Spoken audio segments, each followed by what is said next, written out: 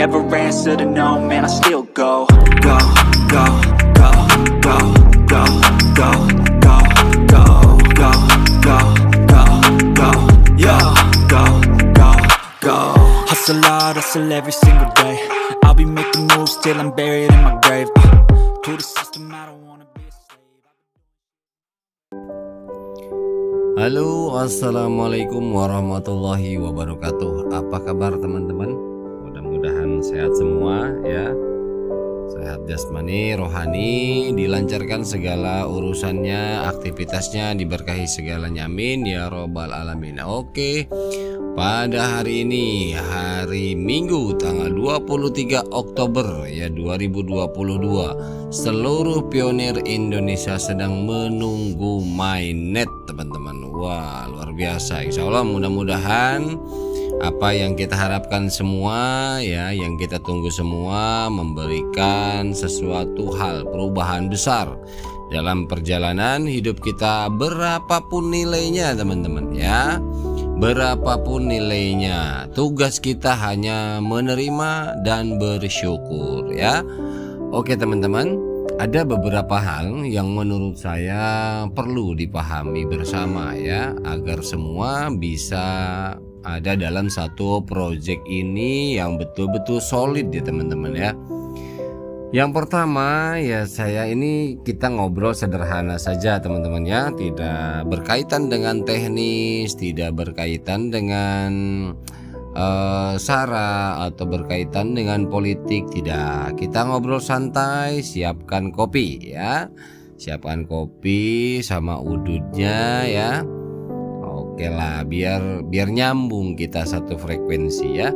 Oke, tentang pendor nih teman-teman ya, tentang pendor yang heboh ya kemarin di media sosial, mengeluh tentang kerugian katanya, di grup WA mana itu, sempat saya dapat dari teman screenshotannya. Jadi mendapatkan kerugian karena dia habis 5 juta modal voucher ya, dan kebetulan mungkin banyak yang membeli ya. Akhirnya karena memang belum bisa dipiatkan koinnya ya, belum bisa dipiatkan, jadi ya artinya apa? Artinya dia tidak bisa belanja lagi, dan dia katakan itu adalah rugi. Dan dia juga termakan hoak yang namanya kemarin itu scam 314159 ini scam katanya gitu kan. Nah dia panik tuh. Kenapa katanya, kok bisa scam, terus aku gimana, modal nggak balik. Nah ini kan lucu, jadi pendor tapi tahapannya ternyata tidak bisa di atas pionir biasa. Artinya gimana? Kalau memang mau jadi pendor, seharusnya adalah segala macam teknis dan pemahaman proyek ini harusnya betul-betul sudah memahaminya teman-teman ya.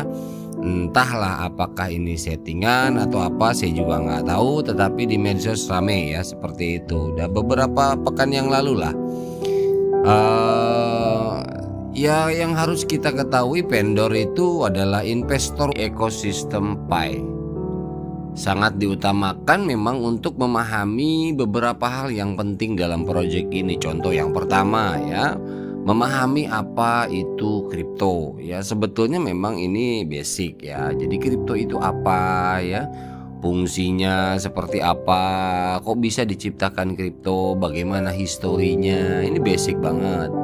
Itu harusnya sudah memahami semua, dari mulai sejarah munculnya Bitcoin, tujuan diciptakannya Bitcoin itu untuk apa, siapa yang buat ya. Kemudian proyeknya kok nggak beres, nggak rampung setengahnya, tapi ternyata hasilnya sekarang jadi rajanya kripto. Nah kenapa kok bisa demikian? Itu hal-hal sederhana basic yang memang perlu dipahami gitu, biar kita relevansi nyambung ya. Kemudian selanjutnya yang kedua juga tentunya harus memahami bagaimana cara sebuah proyek itu kok bisa ada harganya, memiliki nilai ya.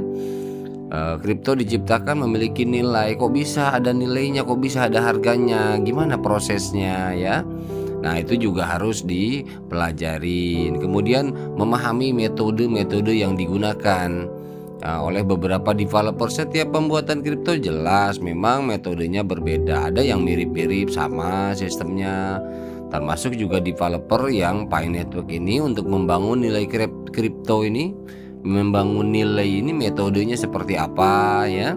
Seperti yang Nicholas bilang, kalau untuk Pi Network memang dibangun secara organik. Nah, memahami bagaimana secara organik seperti itu ya. Kemudian selanjutnya juga tentunya ya bukan hanya vendor, sebetulnya seluruh pionir termasuk saya pribadi mempelajari, harus paham ya, memahami metode enclosed mainnet. Kok ada sih enclosed mainnet Pi Network ini, seperti apa, bagaimana kok ada? Karena dalam sejarah pembuatan kripto enclosed mainnet itu nggak ada, kok ada sekarang? Ini beda nih, ada apa nih? Bagaimana? Jangan dulu negatif, tapi pahami dulu, gali dulu tujuan diciptakannya enclosed mainnet itu untuk apa dan bagaimana. Ini harus dipahami. Bener nggak, baik nggak, bagus nggak buat pembangunan ekosistem ya project ini, kiranya betul-betul membantu nggak. Nah, ini harus dipahami.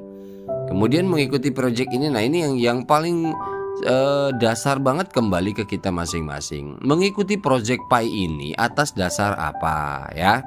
Kalau cuma sekedar ikut-ikutan belum paham, saya rasa ujung-ujungnya yang dikhawatirkan adalah menyalahkan orang lain. Ini yang berbahaya.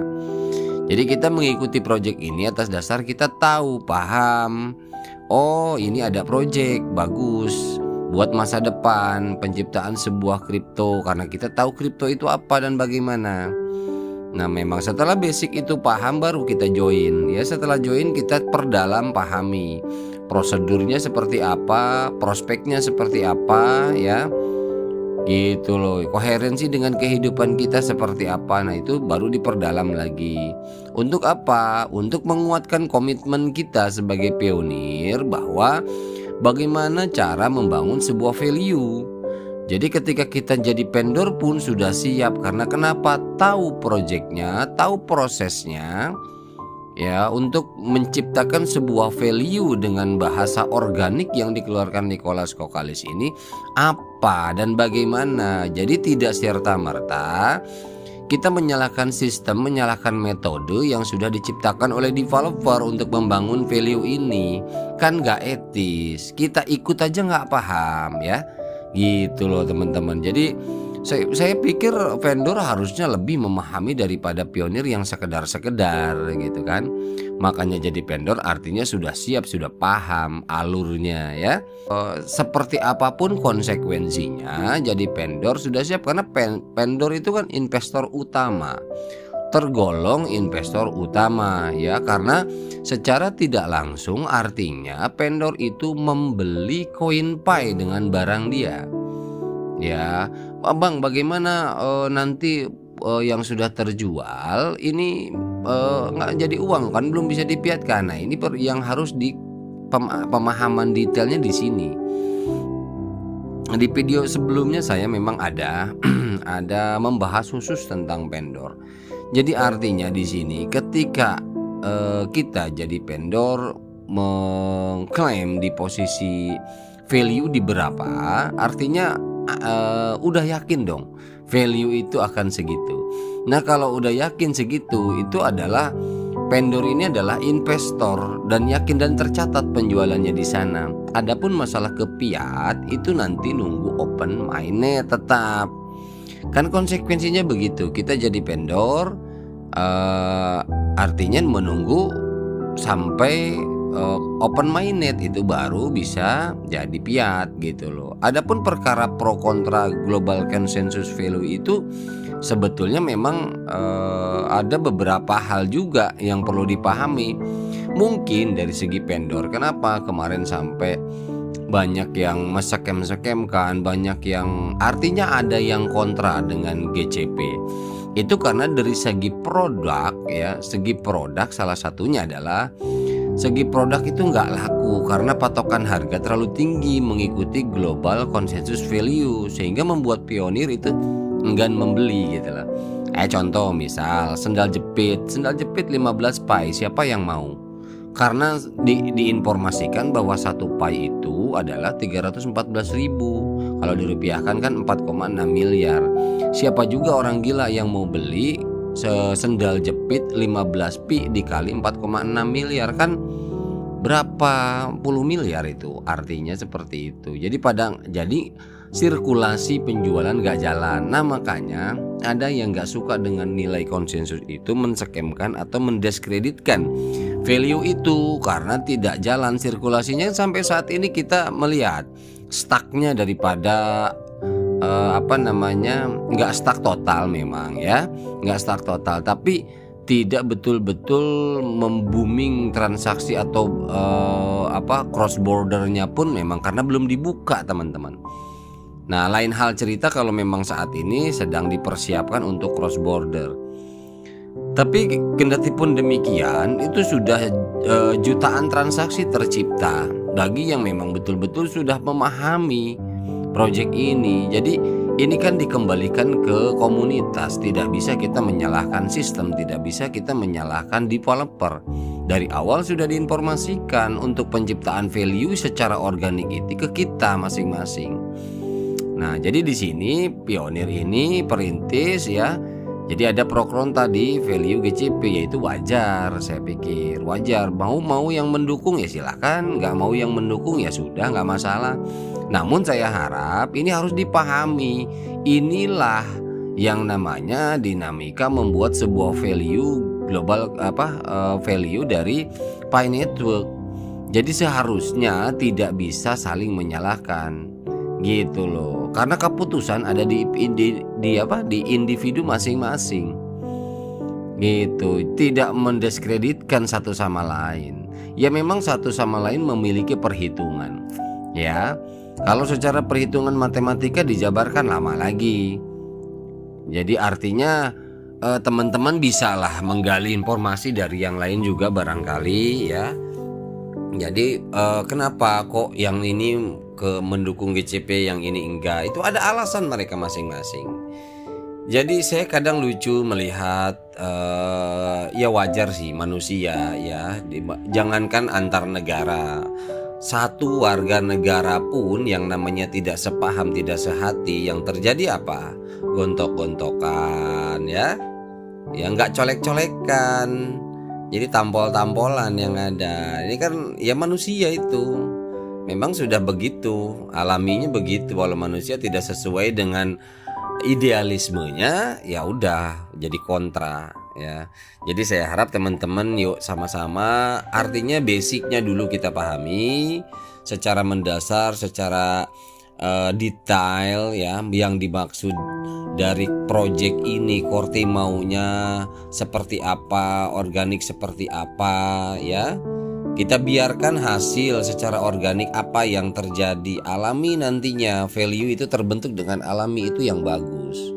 Kendati pun memang nanti GCP terjadi, artinya kan semua value yang ada di market itu dirubah barometernya, atau di bawah GCP berapapun itu artinya harus diikuti segitu ya. Jadi jangan sampai nanti ada hal-hal yang tidak diharapkan gitu ya teman-teman ya. Jadi kembali ke basic sebetulnya, ke dasar. Karena banyak biasanya orang dilongkap.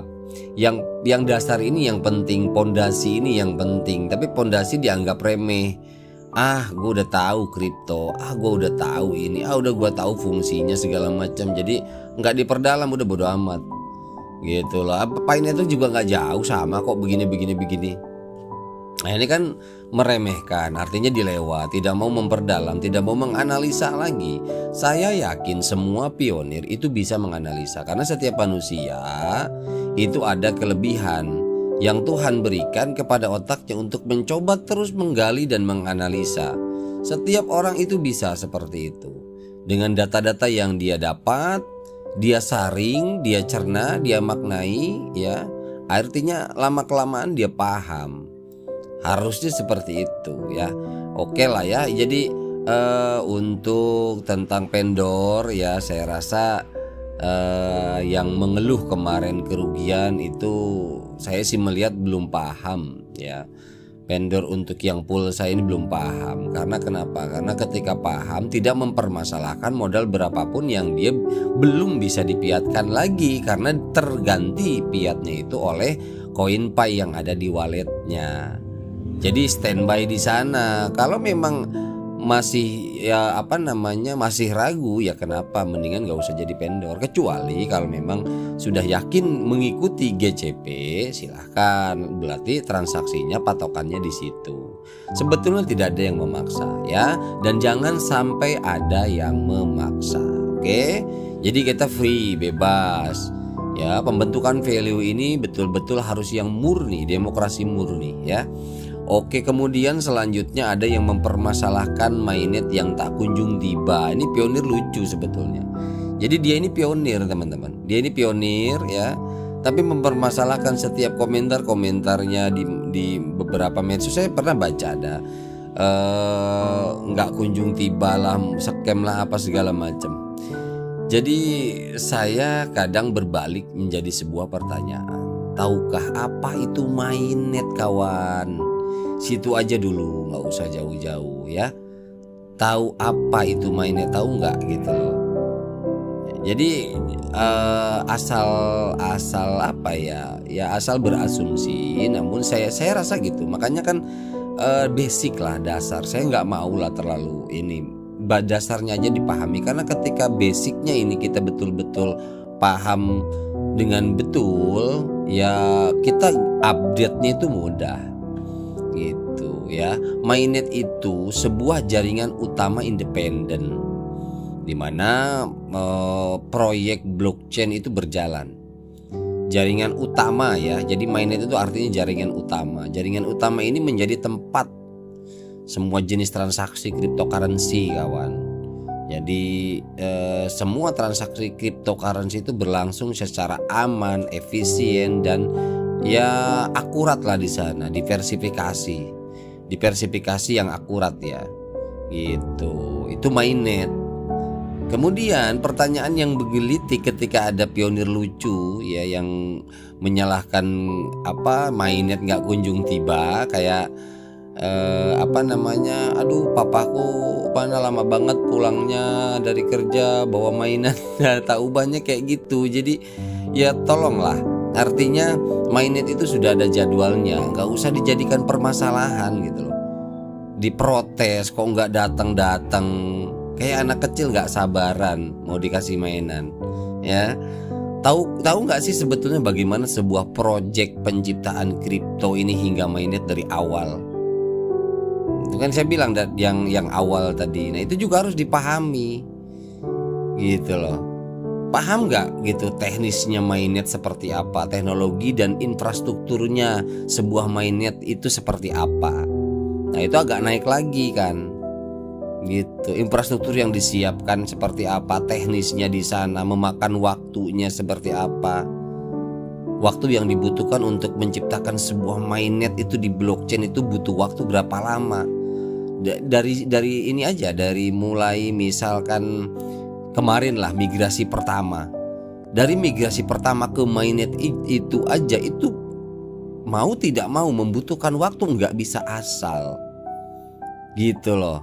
Nah makanya kita hanya mampu menyalahkan tanpa mau mengetahui prosesnya. Memakan waktunya, alat-alat yang harus disiapkannya. Ya.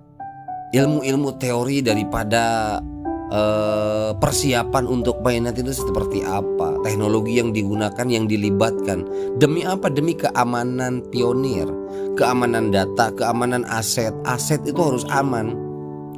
Jangan membuat sebuah proyek yang memberikan aset dengan gratis seperti ini kepada kita, lantas dengan asal-asalan yang terjadi apa? Nggak bisa diklaim, nggak bisa dipiatkan, nggak bisa di withdraw.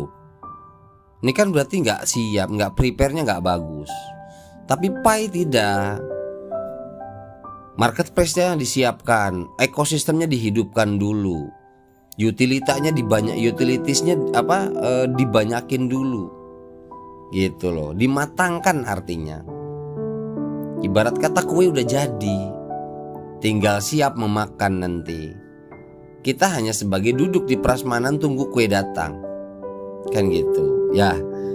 Kemudian ada lagi untuk kawan-kawan ya yang mengatakan pi ini adalah mimpi atau halu, padahal dia sendiri pionir nih. Nah, ini bukan non pionir ya. Kita ngobrol ini yang pionir, yang ikut nambang lagi, tapi mampu mengatakan ini halu gitu loh. Artinya ketika menyentuh harga di atas melebihi Bitcoin, jangan dulu GCP lah, kita bicara di atas Bitcoin. Bitcoin sekarang 280 juta ya, 280 juta sekian. Anggaplah ini pi 500 juta, satu pi, atau mungkin 1 miliar. Ini kembali sebetulnya ke dasar yang tadi itu. Yang tadi itu kita bisa menilai value sebuah project itu. Yang pertama, kita jangan serta-merta baru tahu Pi Network, belum tahu yang sebelum-sebelumnya, history daripada Bitcoin seperti apa, tujuannya. Ya, kemudian benefitnya yang kita dapat adanya kripto dulu diciptakan tuh apa benefitnya buat manusia. Gitu loh. Apa itu kripto sebetulnya? Bagaimana cara membuatnya, bagaimana cara menciptakannya, bagaimana perizinannya. Bagaimana lembaga dunia mengelola kripto ini. Nah, itu yang basic seperti itu dulu. Jangan dulu ke teknis gitu. Ya, jadi termakan isu hoax, hanya bilang mimpi, hoax semata dan lain sebagainya. Tapi ini kita bicara pionir loh, bukan non pionir. Kalau non pionir kita wajar lah bilang begitu karena dia nggak ikutan, nggak paham. Ini yang ikutan masih ada yang mengatakan demikian, kan lucu. Gitu loh. Sebetulnya yang jadi bahan pertanyaan saya, ikut menambang, tahu nggak sih sebenarnya kripto ini, penambangan ini jenis apa? Kok tahu-tahu ada nambang kayak gini?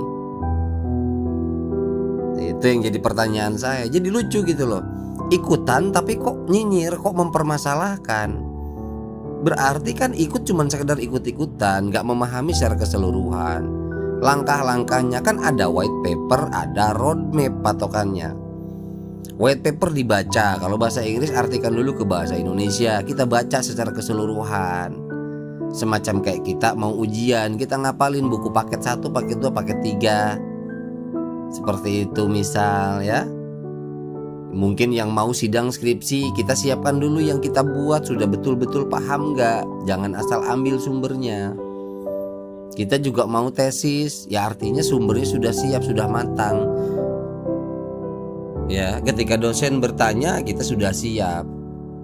Segala kasus permasalahan yang akan timbul kita sudah menebak. Itu. Makanya kan saya di video saya sebelumnya saya urutkan agar apa? Agar tidak begini larinya. Video saya paling bawah itu dulu. Memang ini channel ini kan sudah lama tapi nggak jalan. Baru beberapa bulan yang lalu ini jalan. Tetapi saya susun dari bawah. Ini kayaknya harus paham dulu cara membuat kripto seperti apa, itu ada videonya ya. Saya juga sama belajar cari sumber dari mana. Ini kripto fungsinya apa, sejarah seperti apa. Nah sekarang lari ke Nicholas itu siapa sih? Cheng Daopan siapa sih? Bagaimana pendidikannya, itu ada di video saya sebelumnya. Dari nol saya ambil bertahap terus ke atas, perlahan. Gitu. Karena kenapa? Karena ya seperti itu tujuannya, agar tidak ada miss, semua satu jalur. Lihat, baru di situ kembali ke masing-masing menentukan value. Namun tidak ada hal-hal yang semacam kayak gini. Gitu loh, ikutan tapi kok malah bilang halu dan lain sebagainya. Gitu.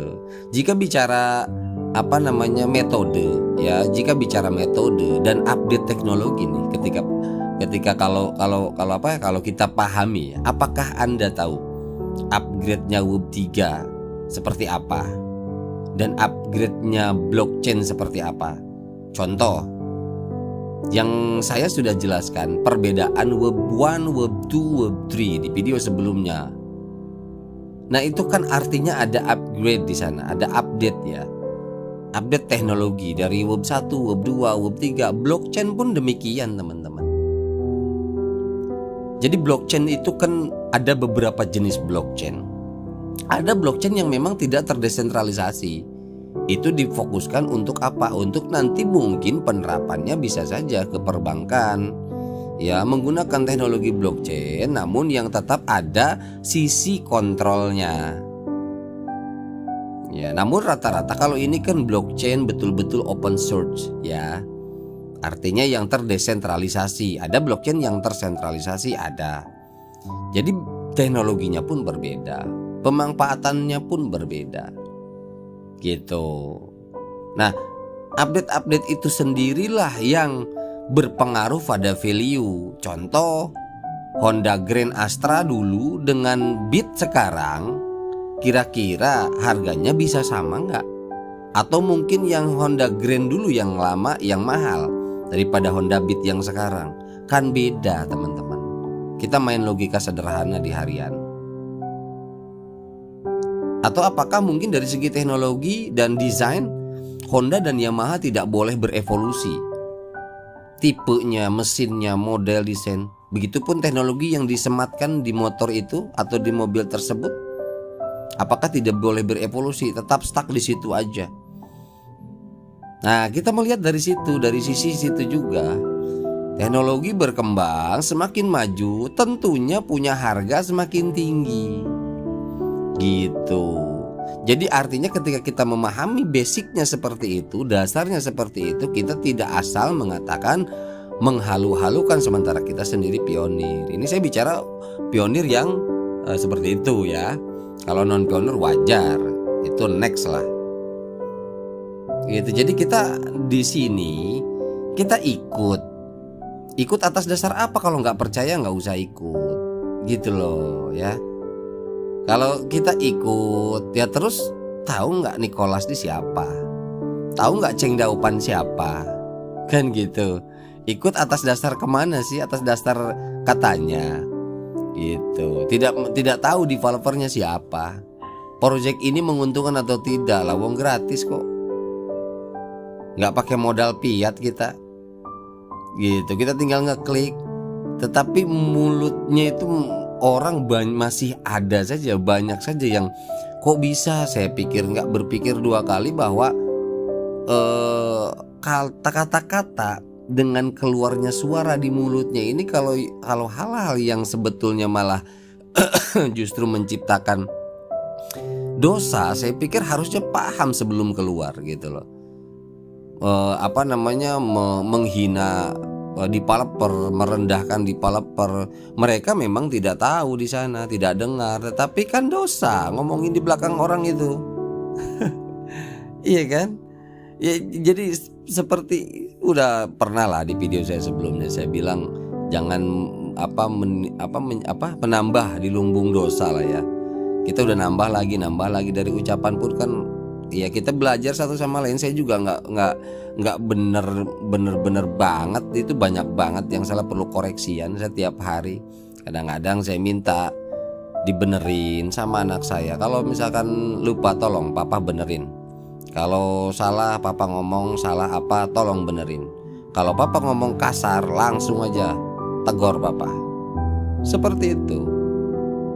Ya karena memang karena penting teman-teman untuk meminimalisir ya.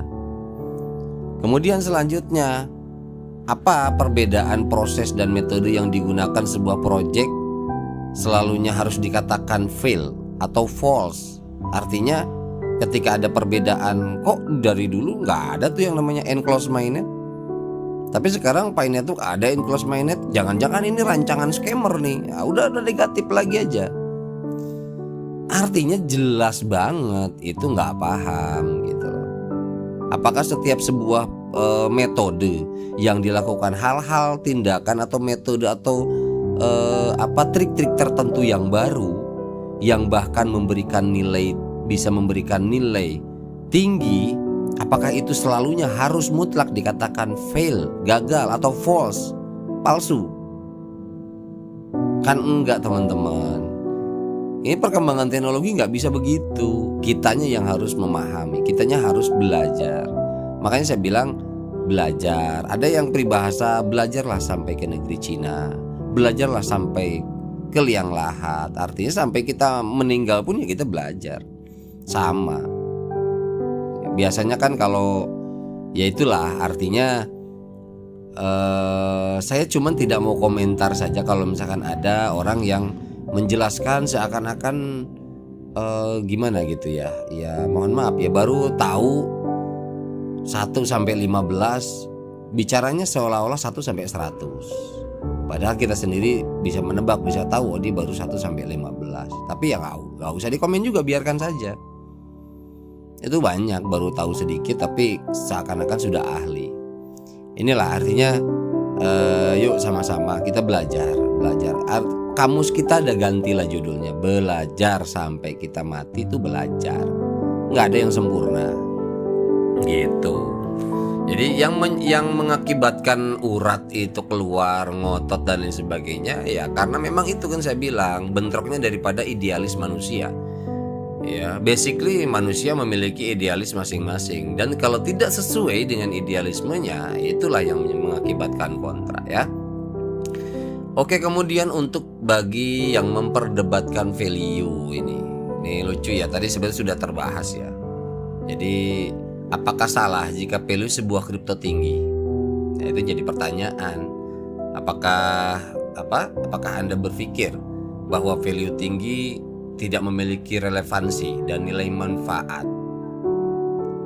Ya tentunya nilai manfaat dalam memberdayakan kehidupan umat manusia. Dan apakah Anda tahu perbedaan uang fiat dan kripto? Terlebih yang berhubungan dengan tax or payment charge. Ya. Makanya saya kasih gambaran tuh kemarin video-video tentang monetary perbankan sebelumnya. Untuk memberi gambaran tentang tax yang terjadi yang sudah berpuluhan tahun ini. Payment charge-nya ini. Apakah tahu atau mengerti tentang effort dari ekonomi cross border dan cross border payment? Effortnya itu seperti apa ketika itu tercipta? Let's understand for that. Cross border adalah bentuk jual beli internasional yang melibatkan konsumen dari berbagai negara. Itu cross border. Apa itu yang cross border paymentnya? Transaksi keuangan yang memungkinkan pembayar dan penerima berada di negara yang berbeda gitu. Itu cross border payment ya. Jadi antar negara tapi di pembayarannya. Ya sebetulnya sistem itu juga memudahkan turis untuk bertransaksi karena tidak perlu lagi menukar uang fisik ke mata uang lokal atau dolar mungkin di exchanger ya. Cari-cari exchanger kemana gitu. Ya, jika berbicara masalah inflasi misalkan ya, ada yang mempermasalahkan inflasi dan resesi akibat value fee tinggi misal. Apakah Anda paham itu inflasi dan resesi itu seperti apa? Ya kita sama-sama belajar lah. Ya. Kalau sebagai pakar dan ahli mungkin bisa, artinya kita harus mencerna juga, mempelajari keterangan daripada perkataan pengaruh daripada inflasi dan resesi. Tapi kita sebagai orang awam kita juga harus mengerti inflasi itu apa, resesi itu apa. Inflasi itu ya bisa diartikan sebagai kenaikan harga barang dan jasa secara umum dan terus menerus dalam jangka waktu tertentu. Nah beda dengan deflasi ya. Deflasi ini merupakan kebalikan dari inflasi, yakni ada harga yang menurun ya, penurunan harga secara umum dan itu terus menerus. Ya dan inflasi itu sebuah desain keuntungan sebenarnya untuk old ya. Saya katakan ini old monetary with banker.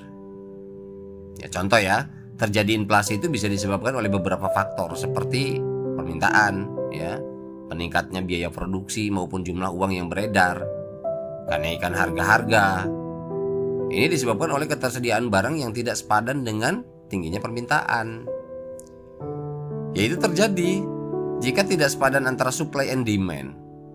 Nah, lain hal jika supply dan demand-nya itu seimbang. Artinya nilai pi ini, kalau kita lihat dari sudut pandang pi, nilai pi ini harus mempunyai penyeimbang ekonomi global dan perhitungan ekonomi global. Kalau tidak seimbang antara supply dan demand-nya itu akan inflasi. Makanya kan saya bilang kalau ini supply-nya low untuk pi, apa yang mau ditutupi untuk perkataan Cheng Daupan itu bahwa ini adalah untuk memperbaiki monetary global. itu artinya nggak nyampe dong. Kan logikanya ke sana. Ketika dihubungkan dengan masalah urusan inflasi, ya ini kan hubungannya supply and demand.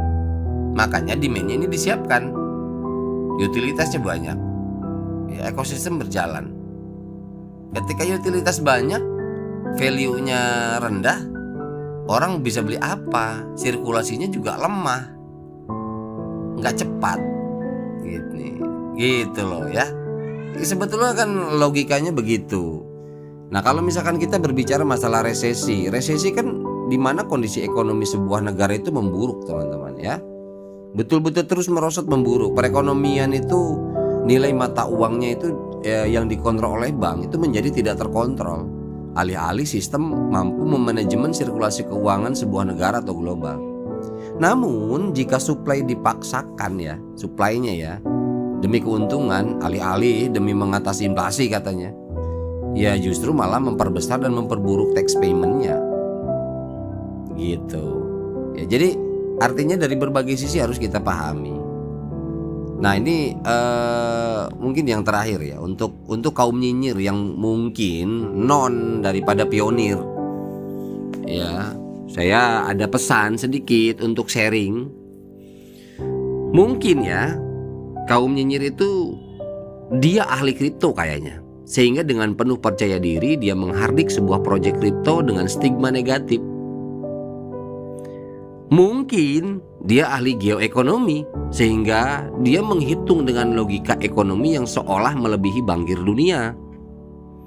Dan mungkin dia ahli matematika yang mampu menghitung algoritma sebuah sistem proyek kripto. Ya, dan ketika pun saya contoh misalnya, saya informasikan analogi perhitungan matematikanya Pi berdasarkan histori dan teori ilmuwan matematika dunia hanya sekedar buat gambaran. Walaupun demikian, tetap saja analogi dia yang lebih tepat menurutnya. Sehingga fakta dan data tentang teori Pi apapun itu yang berhubungan dengan Pi paling dibilang teori empret. Ya mungkin juga dia ahli geopolitik yang dia bisa mengetahui dan mengatur sistem kepemerintahan dalam mengatur sirkulasi ekonomi secara seimbang. Makanya kan berani setiap saat, setiap hari nyinyirin terus. Tapi jika bukan ahli, lantas atas dasar apa sebegitu semangat dan yakinnya menghardik proyek yang diciptakan justru oleh ahlinya teknologi? Oke, dia nggak tahu. Saya kasih tahu profil founder Pi Network. Ada di video saya sebelumnya. Profil founder Pi Network saja paling-paling dicemoohkan ujung-ujungnya. Percaya aja lu sama Nicholas, paling begitu. Sementara real video dari Nicholas udah banyak banget itu ngebahas tentang Pi. Dia menjelaskan tentang background dirinya udah banyak banget. Dan alhasil ya dia tuh kaum itu ya menertawakan para pionir yang menambang Pi. Hasilnya begitu. Seolah pionir hanya manusia yang mau dibodohi katanya gitu ya. Mau dibodohi, seolah-olah begitu. Ya mungkin ya dari pandangannya itu seolah jalan ikhtiar itu hanya mereka lah yang paling benar ketimbang para pionir. Gitu, karena mereka kan berpikir pionir ini orang yang mau dibodohin katanya gitu. Jadi cara jalan ikhtiar itu ya mereka yang paling benar. Ya tapi kita sebagai pionir ya sudahlah, biarlah waktu yang membuktikan. Waktu aja, nggak usah diladenin juga. Ya.